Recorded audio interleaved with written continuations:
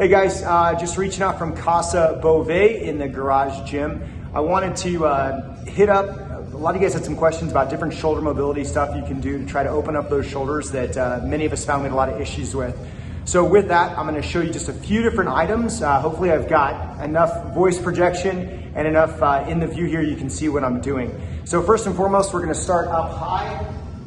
I've got a band from the top here. You're gonna take your hand through, rack, just like so. Palm needs to be towards the ceiling, and then since it's my right arm, my right leg goes back into a lunge, and I'm gonna go ahead and stretch that posterior side, or that rear delt and lat stuff that we found to be so tight. Try to keep your chest nice and squared as well as your hips. And that's like a 2 to 3 minute hold on one side and then move to the other, right? So same leg, same hand. That's gonna give us a lot of stretch also through our hip flexors as well, which all of us are in need of messing with. So 2 to 3 minutes, both sides on that. That's gonna work this backside stuff here, which all of us have an issue with. Next up, I've got a band about shoulder height. I've girthed the upright, and we're gonna try to work this front side stuff here. So I'm gonna take the band, arm goes through, so that's pulling from the back through the front, right? Arm goes about shoulder height. Then I'm gonna take my hips and my chest, I'm gonna turn into the band. So the band is pulling through my humerus, kind of into my scap, and it's gonna be pulling frontwards. I should feel this across my pec and my anterior delt. So really simple, again, 2 to 3 minutes. If anything's nervy or funky, don't do it. A real base level stretch that we should all be doing as well is just simply a doorway stretch. So both hands go up, palms go towards a doorway, right?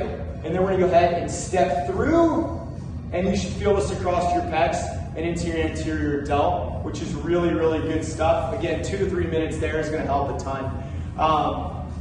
Ball here, right? We can take that, put that on the upright as well. I can then take it, push it into my pec, then I can run my arm up and down, and I can find like my anterior delt here, and then dig through that business there. You want to breathe through all of these things. If you hold your breath, you're going to find that the tension stays in your muscle and we can't find any change. Next piece that we can do with this ball, imagine me, so I'm taking kind of like the stop resisting deal, right? Arm goes behind. Now, you can imagine I'm lying prone rather, on the ground. I can trace this ball again through my pec and work through there. Next piece, imagine me on my side, between the mustache and your imagination, think Burt Reynolds, right? Bearskin rug, and then we're gonna rub through with this ball, moving back and forth, tracing through this business here. Cool, so that's a few different exercises to dive into your shoulder. Again, if anything gets too funky or weird or nervy, don't go there. Hit up your peer fitness trainers. Hit me up, whether it's by text or what have you. Ask me questions on these. But work through them. Remember, the shoulder is something that we all have to work on. As soon as it gets better, we have a tendency to stop. So this should be a every day, if not every other day type occurrence. Of course, the crossover symmetry that we visited, that should be a daily occurrence, right? Find that before every workout, and then also find it as you're leaving so that we get the vast majority of our days. Cool, I'm gonna hit you up with a hip and hip flexor piece here in just a second. See you guys in a bit, bye. Okay, NFD, next piece here is going to be hip flexor. Just think about like that entire hip, groin, and just like low back region kind of as one piece. If the hip flexor is super tight, everything's gonna feel funky. So we're gonna go through a couple different, actually like 4 or 5 different movements here. Each should be held for 3 to 4 minutes, 2 to 3 minutes, somewhere in there.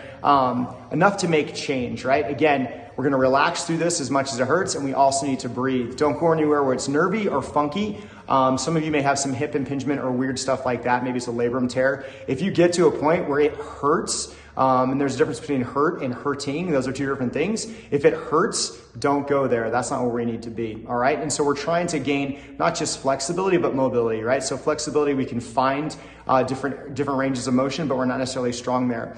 I want mobility where I can maintain a position of strength at the end ranges, or in a healthy range of motion for a joint. Today we're gonna be kind of talking about the hip. So first and foremost, is just gonna be what we call just like an air squat, right? Just sitting at the bottom and just hanging out there.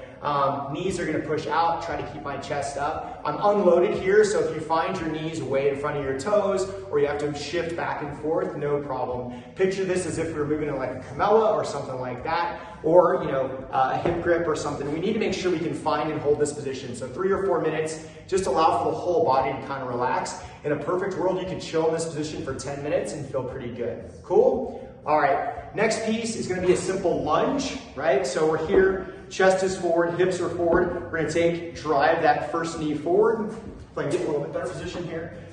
Drive that forward.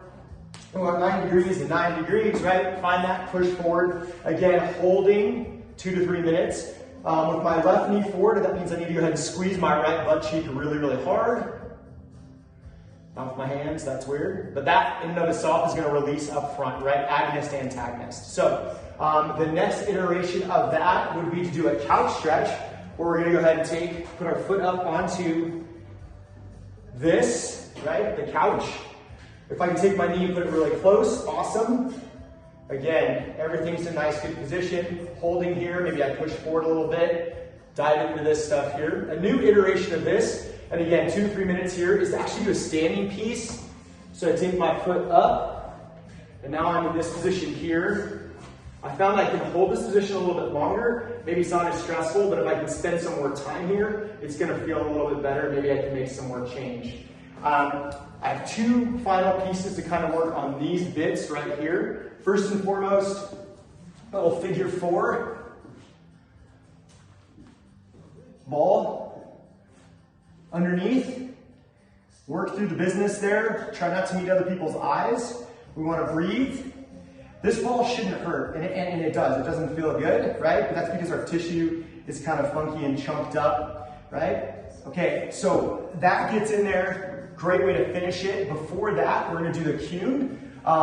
So because I'm seated in this position here, so the hip that goes towards, be it a door frame or an upright or whatever else, right, a banister in your house, that stays straight.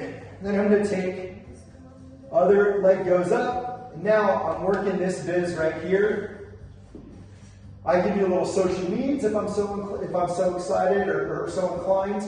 Do my thing, but I can breathe right, my chest is in a good position, and this stuff is nice and stretched out. So a couple different positions there for our hips and our hip flexors. Hopefully that helps out. If you have more questions, let me know. Again, we're just trying to make change and try to steer clear of having a funky back. Bye guys.